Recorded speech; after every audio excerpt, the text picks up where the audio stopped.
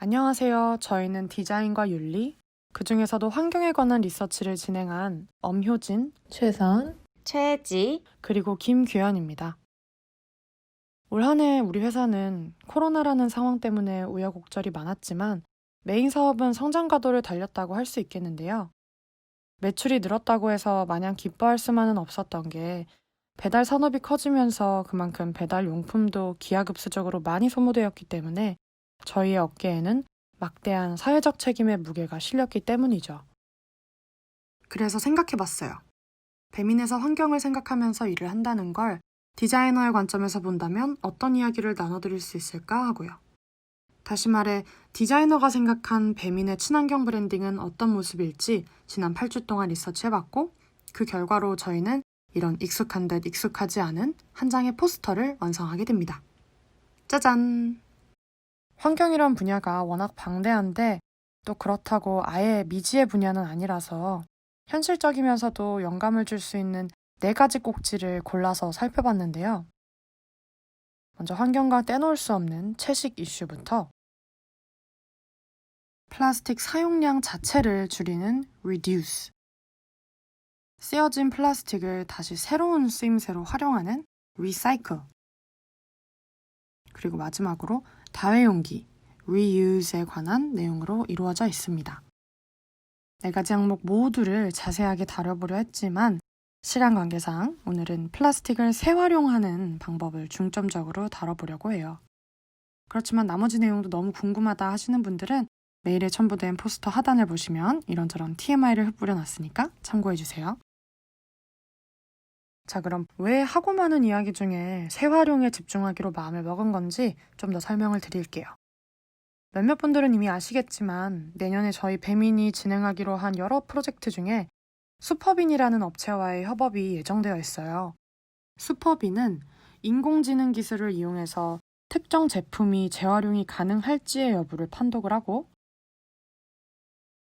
이를 원료화하는 에코테크 컴퍼니인데요. 공정에 대해서 좀 더 자세히 설명을 드리자면 시작은 거리 곳곳에 설치되어 있는 이 수거함입니다. 소비자가 직접 자발적으로 일회용 플라스틱을 이 수거함에 넣으면 슈퍼빈 측에서 개발한 인공지능 기술을 통해서 이 플라스틱이 다시 쓰일 수 있는 상태인지 아닌지를 판독을 하는 거예요. 그래서 정도에 따라 바로 다시 쓸 수 있는 생수병 같은 애들은 1등급, 양념이 좀 묻어있는 용기들은 정도에 따라 하위 등급으로 알맞게 분류를 하는 거죠. 각각의 등급에 맞는 세척 공정을 거친 후에 이렇게 작은 조각으로 분쇄를 합니다. 이렇게 갈아진 조각들을 플레이크라고 하는데 이 플레이크에 직접 압력을 가해서 형태를 잡거나 열 공정을 거쳐서 실의 형태로도 뽑아낼 수가 있답니다. 그렇게 옷이나 가방도 만들 수가 있고 이것저것 새로운 제품이 탄생하기도 하는 거죠. 이해를 돕기 위해서 이미 이런 순환 시스템을 잘 구축하고 실제 제품으로 적용하고 있는 이케아의 영상을 준비해봤습니다. 보시죠.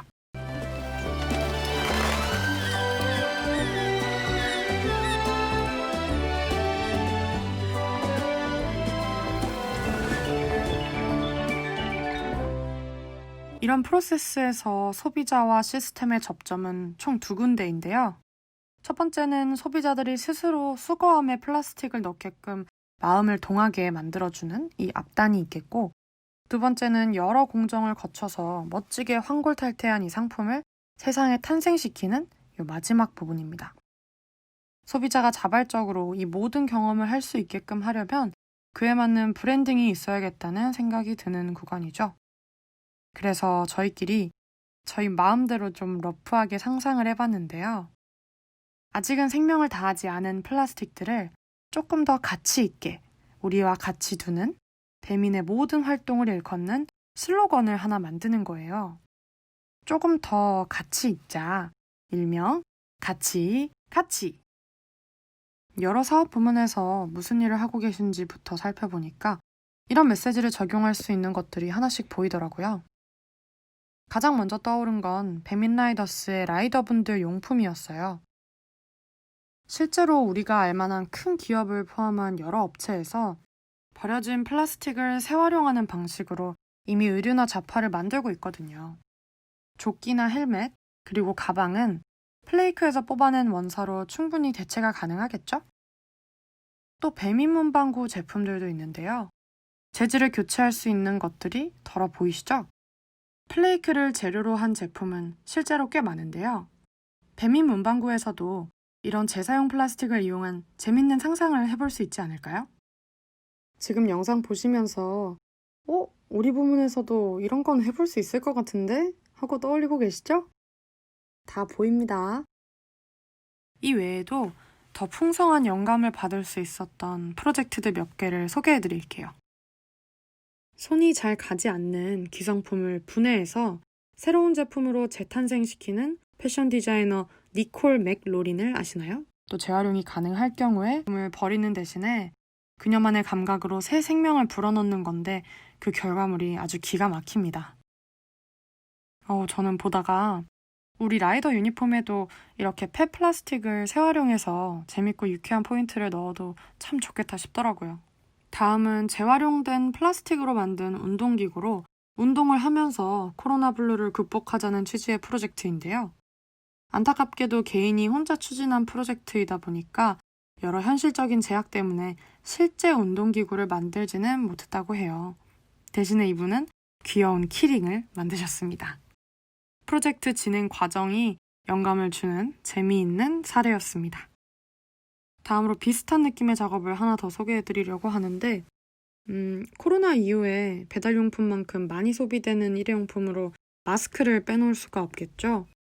기하급수적으로 소비되고 버려지고 있는 마스크들을 모으고 이걸 녹여서 가구를 만드는 프로젝트가 있어요.